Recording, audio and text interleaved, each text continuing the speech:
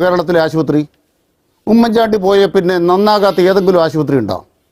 വാചക കസർത്തൊന്നും വേണ്ട, ഒക്കെ എനിക്കറിയാം. ാണ് കേരളത്തിനകത്ത് ആരോഗ്യ മേഖലയ്ക്ക് കേരള സർക്കാർ ബഡ്ജറ്റിലൂടെ മാറ്റി വെക്കുന്നത്.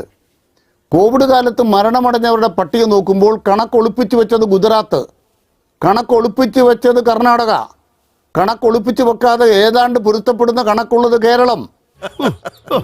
കേരളം തകരുകയില്ല. എന്താണ് ഒന്നാമത്തെ പ്രശ്നം?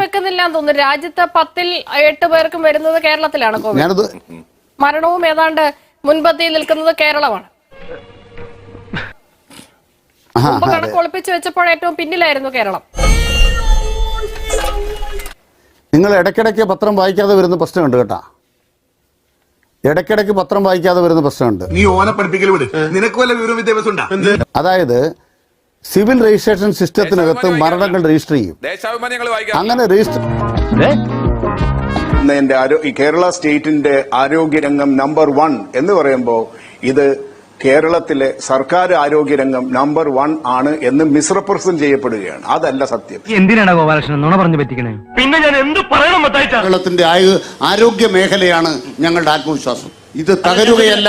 രാജ്യത്ത് ഒന്നാം സ്ഥാനം. കേരളത്തിലെ സർക്കാർ ആരോഗ്യരംഗം നമ്പർ 1 ആണ് എന്ന് മിസ്റെപ്രസെന്റ് ചെയ്യപ്പെടുകയാണ്. അതല്ല സത്യം. ഇത് സത്യം പറഞ്ഞ ജനങ്ങളുടെ വിജയമാണ്. ജനങ്ങള് സ്വന്തം പണം കൊടുത്ത് നേടുന്നതാണ്. കണ്ടോ, ഇയാളാ തിരിയാത്ത പേരടിക്ക് നോക്കി ഒരു ഒറ്റ അടിയടി കോയക്കാം. അതിപ്പോ എന്റെ കുറ്റം കൊണ്ടല്ല. അവന് ബോധം പണ്ടേ ഇല്ല. അത് കാര്യം